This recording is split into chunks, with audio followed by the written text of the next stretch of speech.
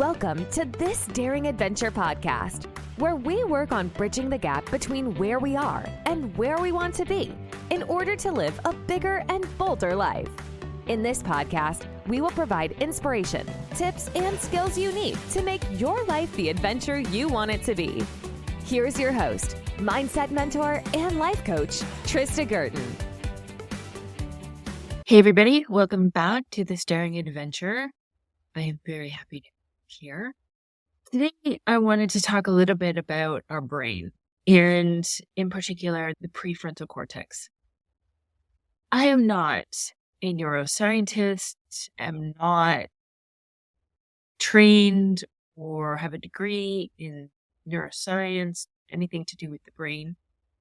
But as I have embarked on this journey of life coaching, first getting coached and then as a coach myself, I've come to understand a tiny bit, just a tiny bit of how our brain works and why it's important to understand different aspects, different sections, different functions of our brain. And having this understanding not only helps me to have greater self-awareness and compassion for what's going on inside my head and why I do some of the things I do, but it is also the gateway to making changes and understanding what needs to be done in order to make sustainable change happen in my brain, so that it's not just me trying to be disciplined and motivated to take certain actions and just hope to repeat, and that it will. In truth, our ability to change exists. It is possible. We are not fixed. We do not have a fixed mindset. We have neural pathways in our brain that can be rewritten and changed. But it takes effort, and it takes work, and it takes an understanding to know what needs to happen in order to make those changes. And when you start to make those changes at that level, the level of your brain and the level of your neural pathways, and that's when the change is it's sustainable. It's lasting. You have rewritten what's going on in your brain. Even just having that awareness can help you to create new habits and to change your behavior. So what I wanted to do was just go over a little bit about the prefrontal cortex and its significance and what it does and what it does for us and what we can do for it. And then why this is important, especially in relation to making changes in our lives and overcoming or using it as a tool to overcome some of the more primitive urges that we have that keep us stuck in a pattern or in habits and actions that we want to change. The prefrontal cortex is like a master planner of your brain. It sets goals, it sets dreams. It is what you use to make plans for the future. And it is the part of the brain where conscious decisions are made. It will require a lot of energy to function. It's basically like the CEO of your mind, overseeing executive function. It is at the front of our brain. Usually, if you see me when I'm doing presentations or teaching, my head will come to the front of my head. And the prefrontal cortex is it.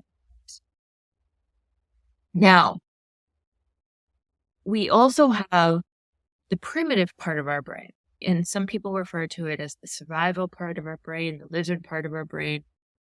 And that's the part of the brain that we use to survive, and which is designed to keep us alive and to keep us functioning on a day-to-day basis. It is an important part of our brain because it literally has been in charge of our physical safety for thousands of years. And this was really important when we were living in caves and out in the bush and trying to just survive every single day.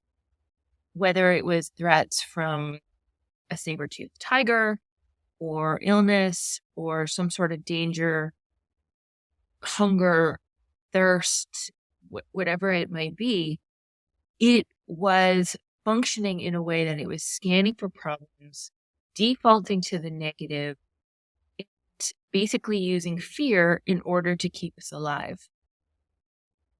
It functions on a motivational triad of seek pleasure, avoid pain, and be as efficient as possible. This is the survival part of our brain, and it is fairly basic. It just wants to keep us alive. This is important because the prefrontal cortex has evolved in order for us to plan ahead, be rational, think about what we're thinking about.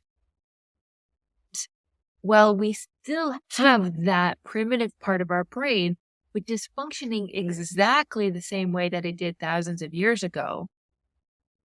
We can use the prefrontal cortex to override it because, for the most part, our physical safety is not an issue. Today, I have food, I have water, I have shelter, I'm part of a tribe. I'm okay for the most part. But my brain is still acting like I'm under threat. And I need to use my prefrontal cortex in order to override that part of my brain. As long as I have a human brain, my survival part of my brain is going to be like danger, look out for this is scary, be careful here, don't do that, don't put yourself out there, don't try that. It's dangerous for you. But nowadays, some of what it's trying to prevent me from doing isn't in my best interest because some of the scary things are posting on social media, public speaking, doing a podcast, starting my own business. And those are things that are actually things that are going to take me to the next level. Now, they're scary, yes, and there's an element of risk and vulnerability that's included, but it's not going to harm me. But my survival brain is not differentiating between that and what is actually good for me. And if we allow the primitive part of our brain to continue to rule some of these aspects of our lives, then that's when we stop. That's when we start holding ourselves back. That's when we're playing small because we're giving into the fear and the idea that it's dangerous and that we have to expend so much energy and there could be pain involved or whatever. But in order for us to evolve now, we need to use the prefrontal cortex in order to put ourselves to take risks, to be vulnerable, to learn new things, to take chances. Otherwise, we will just allow the fear to consume us. Now, the prefrontal cortex, as I said, is at the very front of our brain, just behind the forehead. It is extremely complex, highly interconnected region of the brain, and serves or provides many distinct functions. Mainly, it has specific roles in cognitive and emotional processing. It helps us with decision-making, planning, and working memory. It also plays a crucial role in social cognition, self-awareness, and emotional regulation. As I said, for executive function, for instance, it includes a number of processes that are involved in goal-directed behavior. This can include decision-making. We're assessing options, predicting outcomes, selecting appropriate actions. It includes planning, so formulating and organizing strategies in order to achieve goals or solve problems. It includes working memory, so it's holding and manipulating information to guide behavior. It includes inhibition, so suppressing irrelevant or inappropriate thoughts, actions, or emotions. Right? And this is what we see when we're drinking, that the prefrontal cortex is affected in our brain and it lowers our inhibitions. And then it also includes social and emotional regulation. So it plays a critical role in social behavior and emotional regulation, contributing to self-awareness, right, which is our ability to recognize our own thoughts, feelings, and behaviors. It includes empathy, so understanding and responding to others' emotions and perspectives. It includes emotional control, regulating emotional responses and managing stress, and personal expression and flexibility. So it's involved in shaping personality traits and adapting behavior to changing circumstances, which helps with our flexibility in order to adjust goals and strategies when we receive new information or feedback. It's really important for making decisions. When you have to make a choice between, do I want to take this job or stay in my current job? Do I want this relationship or do I want to leave my relationship? Or do I want to leave my relationship? This is how you use your prefrontal cortex. It helps you to weigh options and pick what you want most. It helps with problem solving. If you are trying to figure out a puzzle or some sort of math problems, for instance, this is how you use your prefrontal cortex to puzzle it out and to find a solution. It helps with impulse control. Instead of just slapping the person in front of you, if you get an urge, it helps you to control those and make better choices. So it really does play a big role in how we act around others and how we handle our feelings.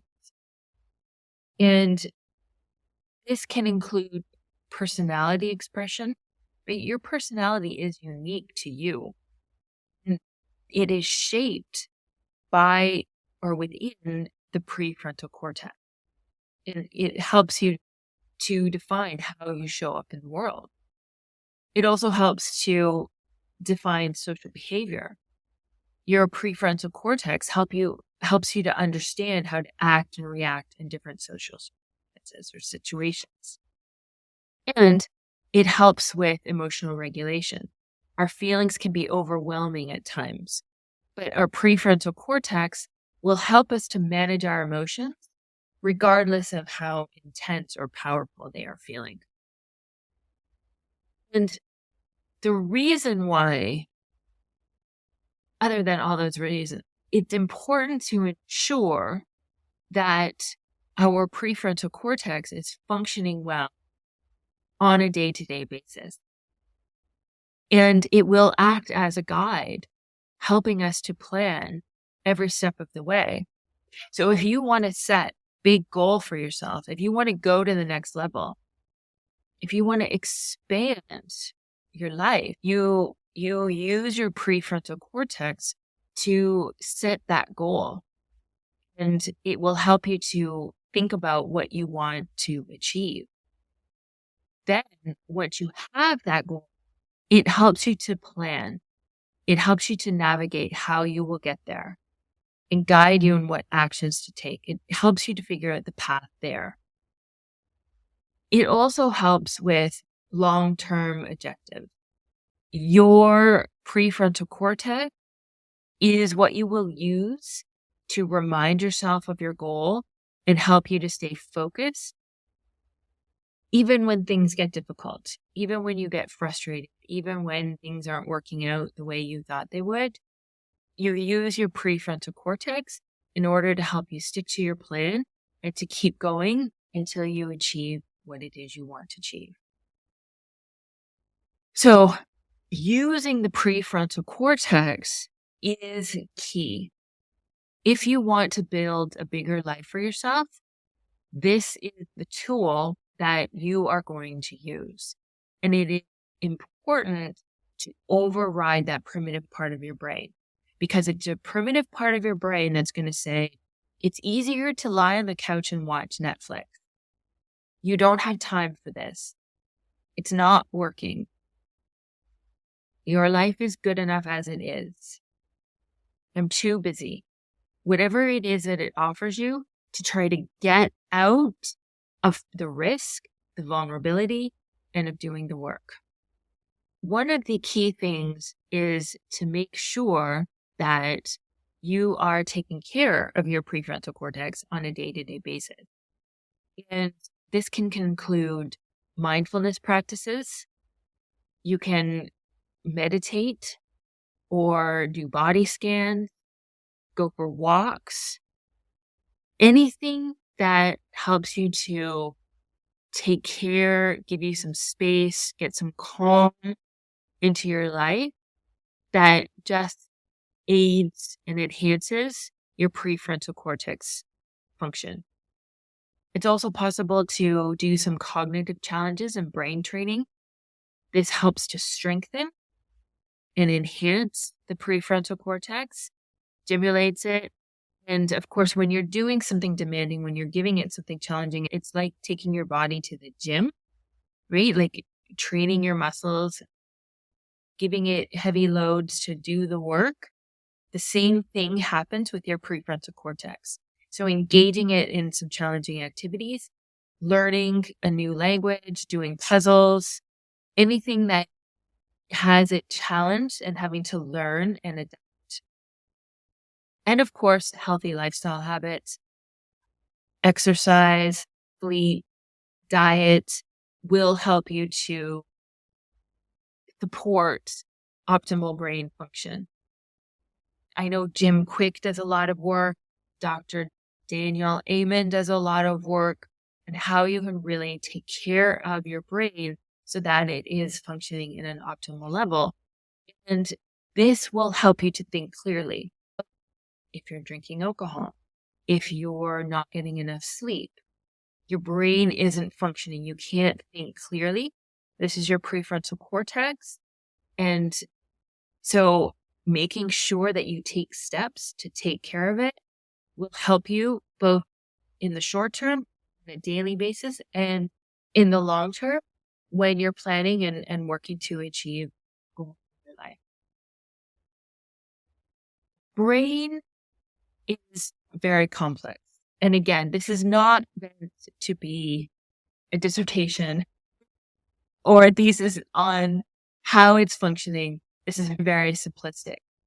But it does help us to understand how we can override that survival part of our brain that is trying to keep us safe and that means well, but that will have us hiding in the cave and will have us lying on the couch watching Netflix in order or instead of going after what we truly want, in creating the life that we truly desire, in going after those big goals and creating a bigger and bolder life for ourselves. Using the prefrontal cortex to set goals is key. Knowing that your primitive part of your brain is going to challenge you.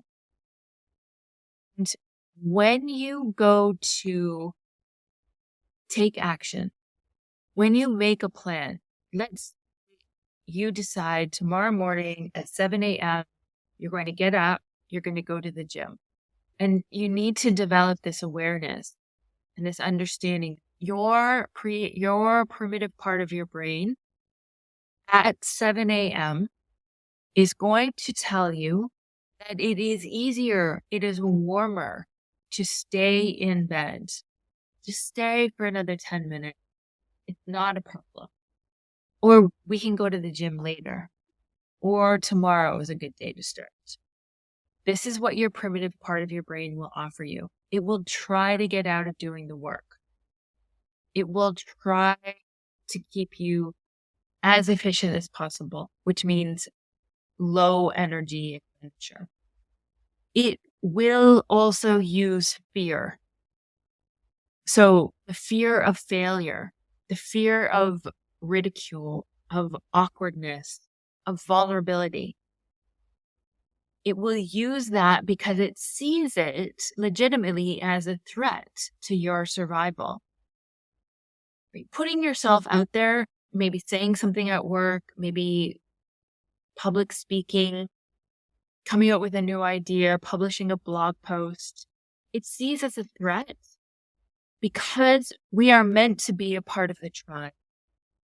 And if you put something out there and you face ridicule, you face criticism, it brings up that fear that you will be pushed to the outside and no longer a part of the tribe. You'll be ridiculed, you'll be ostracized. This was a huge problem when we were back in our cave days. If you couldn't be a part of the tribe and rely on others for your survival, it meant death. So we very much want to fit in. We very much want to conform because there's safety in that. Understanding that you have to override that intrinsic need and desire to fit in, to be safe, to conform, because it's not serving you today as well. And you also want to use your prefrontal cortex to plan ahead. You want to be clear that this is your plan and this is what you're going to stick to. And you use your prefrontal cortex as the adult supervision in this relationship with your childlike, toddler, primitive brain. You have to override that. You have to not listen to that primitive part of your brain that wants to just stay in bed and not do the work. It's the same way that if your child needs to brush her teeth before bedtime, it's that same sort of authority that you take with that primitive part of your brain when it's time to go to the gym, or it's time to write that blog post, or it's time to write that email. Same thing. You have to think of yourself in that relationship the same way you would as a parent, or if you had a pet. You have to manage that part of your brain and take the authority. Understand and anticipate what is going to happen, what your primitive part of your brain is going to offer you, and prepare for it. You can prepare responses ahead of time that you know would be in response to what your primitive brain might offer you. Know that the brain likes to be efficient. This primitive part of our brain really loves efficiency. So it's going to want to stick to what's familiar and what's comfortable. And we've all developed attachments to certain behaviors and preferences as a survival mechanism. But this is also no longer serving us. And many of our desires and preferences are actually learned behaviors from part of our programming, part of our socialization, rather than inherent traits. These neural pathways can lead to behaviors like overeating or excessive drinking, over shopping, which may not align with your true desires. And in order to change these automatic responses, because they're happening, like when it's in a well-worn neural pathway in your brain, it's like a groove or a pathway in the dirt. It's well worn, it's easy to go through. And this is what your brain likes to use. Very quick, it's automatic. You don't have to think about it. So in order to change these responses, you need to work consciously to rewire your brain. And you need to pay attention to what your thoughts are and what behavior is coming up for you. And then consistently repeat new patterns until they become unconscious and effortless. Being aware of, like I said, what your brain is going to offer you. When you set your alarm to go to the gym at 7 a.m., in order to change that behavior, you need to be aware that this is what's going to happen, that this is what your brain is going to offer you. You need to pay attention to that. And then you need to use your prefrontal cortex to override that, to say, we're going to the gym no matter what. And it's like a muscle that you're building with your prefrontal cortex, creating a new pattern that it will become easier and easier to go to the gym, to do what you said, you were going to do. In order to live intentionally, in order to design your life with purpose, you need to use your prefrontal cortex. Otherwise, the primitive part of your brain will keep you hiding. It will keep you playing small. You will be at the mercy of its desires to avoid pain, to seek pleasure, to be as efficient as possible. And this will not help you to go to the next level. It will not help you to build a bigger life. You need to plan ahead. You need to make decisions. You need to take control of your behavior in order to create the life you want. Be the adult supervision in that relationship with the primitive toddler part of your brain. And this is the key to going after whatever you want. So that's a brief, basic, simple explanation of what's going on in your brain. But I think it's really helpful and it's really changed things for me. It's just created this level of awareness of what's going on and that there's nothing wrong with me. This is being a human with a human brain. This is very normal. People come to coaching all the time and think there's something wrong with them because they can't follow through on what they said they were going to do. They start and they stop. They give up. They start again and then they fail. And they think there's something intrinsically wrong with them. And it's just a part of our human nature. It's just a part of our brain. But it is possible to understand it and start to override it. Once you have that awareness of what's going on, you don't have to use it against yourself. You have some compassion, you have that awareness, and then you start to do the work to override and change it. And that's literally what you need to do to change your life. It's very exciting and it works. That's the amazing thing, is that it really does work. It takes time, it takes effort, it takes persistence and consistency, but it is possible. And this is the work that we do in coaching. This is the work that you can do with a coach on a regular weekly basis, ideally, to sit and to talk through some of these things and see where your primitive part of your brain is overriding your prefrontal cortex and keeping you from achieving what you want. And we talk through this and we get that understanding and we get that awareness and we come up with ways to override that and to keep going. If you want to learn more about coaching, if you want to try coaching for yourself, the link to my calendar is in the show notes. I offer a free 45-minute session. Come get coached on any issue that you wish. Learn more about what it would look like to work with me and have some fun, because coaching is fun. Thank you, everybody, for joining me today. I hope you found that helpful, and I will talk to you again soon. Take care. Bye. Thank you for listening to This Daring Adventure podcast with your host, Trista Gurton. We hope you enjoyed the tips and conversations on how to get excited about life again. As always, you can head to tristagurton.com for additional resources and to book a one-on-one coaching session. You can also follow Trista on Instagram at Trista V. Gurton. Don't forget to subscribe, rate, and review us on Apple Podcasts. Thanks again for tuning in, and we'll see you next time.